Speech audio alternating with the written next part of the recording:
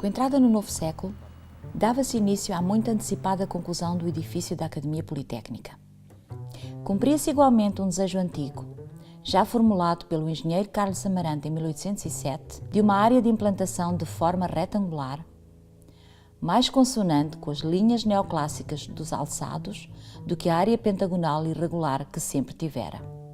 Pela portaria de 21 de março de 1887, o engenheiro Alfredo Soares, formado na Academia, fora encarregado de fazer um plano geral do edifício, tendo em vista a coabitação das duas escolas de ensino superior da cidade, a Academia Politécnica e a Escola Médico-Cirúrgica.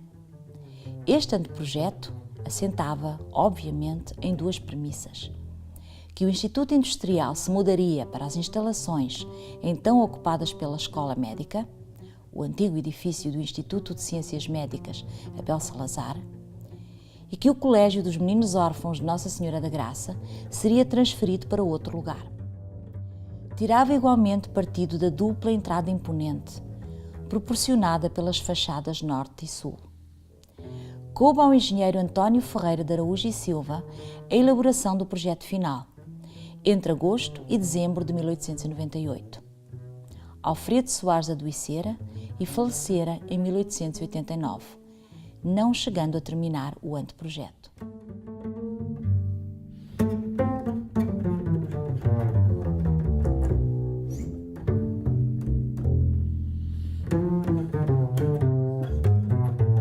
A memória descritiva que acompanha o projeto deixa clara a magnitude dos trabalhos.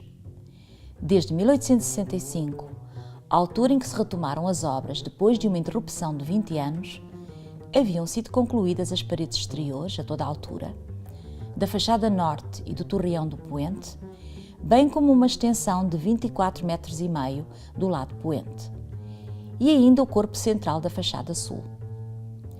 Pouco se adiantara desde 1834, nas paredes e divisões principais interiores. Grandes esperanças se colocavam, pois, no futuro da Academia, se este projeto fosse levado a bom termo.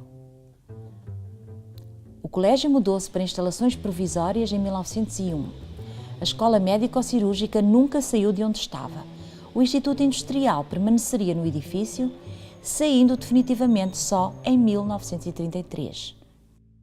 Analisando as plantas publicadas no Anuário da Academia de 1901-1902, observa-se que, para o ângulo poente sul do edifício, totalmente novo e construído sobre o Passeio da Graça, o projeto previra a existência de dois grandes salões, um sobre o outro, para museus privativos da Academia e a Escola Médico-Cirúrgica. Contudo, em 1907, delineava-se já a intenção de transformar o Salão Térreo, pela sua magnífica volumetria, no novo Laboratório de Química Analítica, o que veio a acontecer.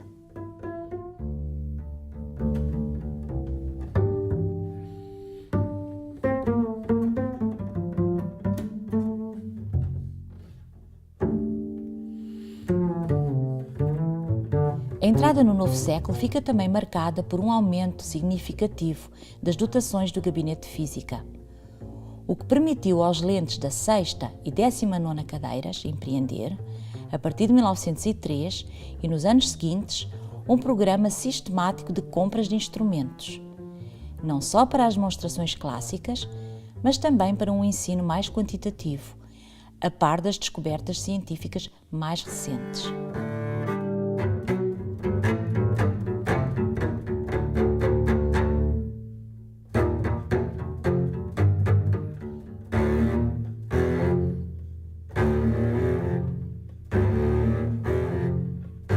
Uma infraestrutura desde sempre negligenciada pelos poderes públicos foi o Observatório Astronómico. Surge como um imponente torreão no risco de Carlos Amarante para a Academia Real da Marinha e Comércio e é recuperado pelo risco do engenheiro Gustavo Adolfo Gonçalves de Sousa em 1862, mas na verdade nunca passou de uma construção provisória visível acima do telhado da Academia do lado nascente.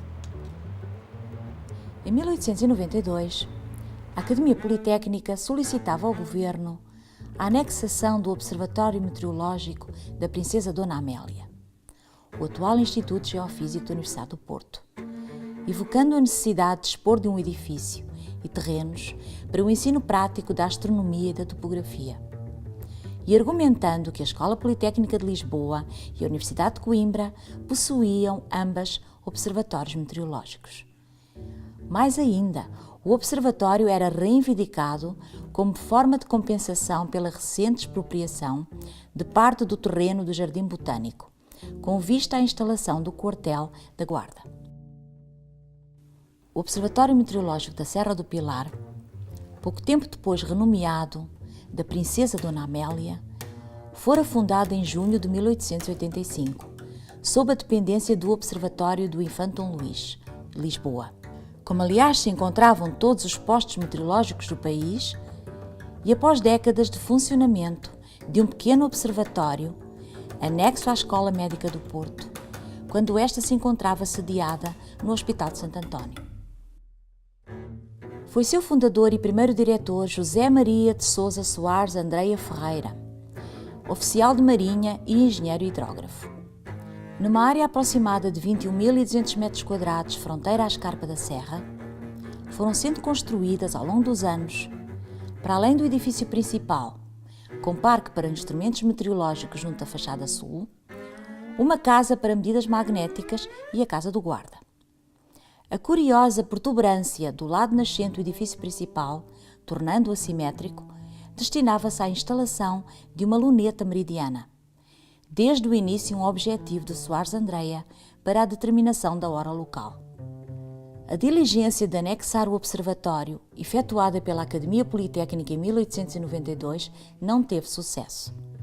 Numa representação dirigida ao rei Dom Carlos pelo Conselho Académico, em novembro de 1900, subscrita por quase todos os lentes proprietários, reafirmava-se a utilidade de um observatório meteorológico como uma extensão do gabinete e do laboratório de física, e a necessidade das práticas associadas ao ensino da astronomia posicional se fazerem num local isolado, com pouca iluminação e livre de trepidações, condições que o edifício da Politécnica não podia oferecer.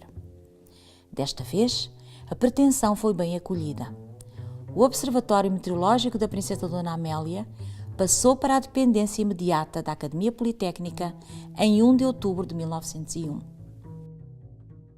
Estes instrumentos foram encomendados à Casa Carpentier de Paris em 1904, constituindo uma montagem para o registro do potencial elétrico da atmosfera. No início do século XX, havia sido reconhecida mundialmente pelos meteorologistas a importância das investigações sobre a eletricidade atmosférica. Em 1903, na primeira conferência dos diretores dos Observatórios Meteorológicos de Lisboa, Porto, Coimbra e Açores, Francisco Paulo Azeredo, diretor do Observatório do Porto, preconizaram uma distribuição de serviços extraordinários pelos diferentes estabelecimentos, para além dos serviços rotineiros que todos desempenhariam, dada a função de ensino científico a que estavam obrigados. Ficou então encarregue o nosso observatório do estudo dos fenómenos elétricos da atmosfera.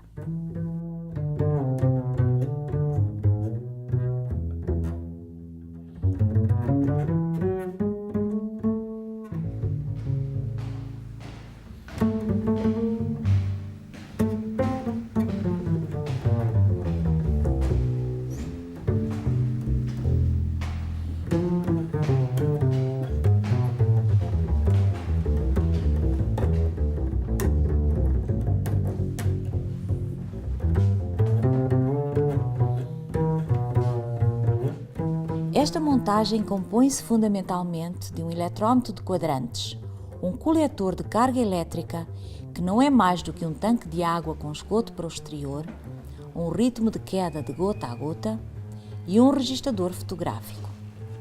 Por um fenómeno de indução, as gotas de água, ao deixarem o tubo de esgoto expostas ao ar exterior, ficam eletrizadas ao potencial da atmosfera, depositando cargas de sinal contrário no coletor, o qual se liga ao eletrómetro por um fio condutor. Neste modelo de eletrómetro atribuído a Lord Kelvin, a agulha, em forma de borboleta, está suspensa e move-se no interior de uma caixa dividida em quadrantes, ligados 2 a 2 em oposição, cadaparam o potencial diferente por meio da ligação aos polos de uma bateria de 50 elementos.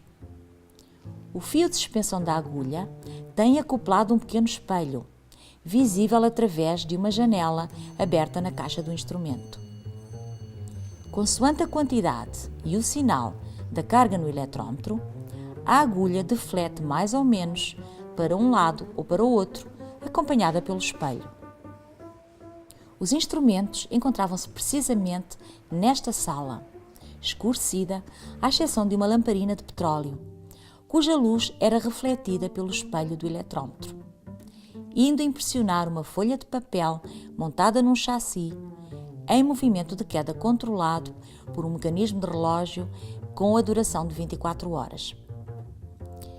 Esta instalação fora desenhada pelo físico francês Mascart, cerca de 20 anos antes, funcionando num grande número de observatórios franceses.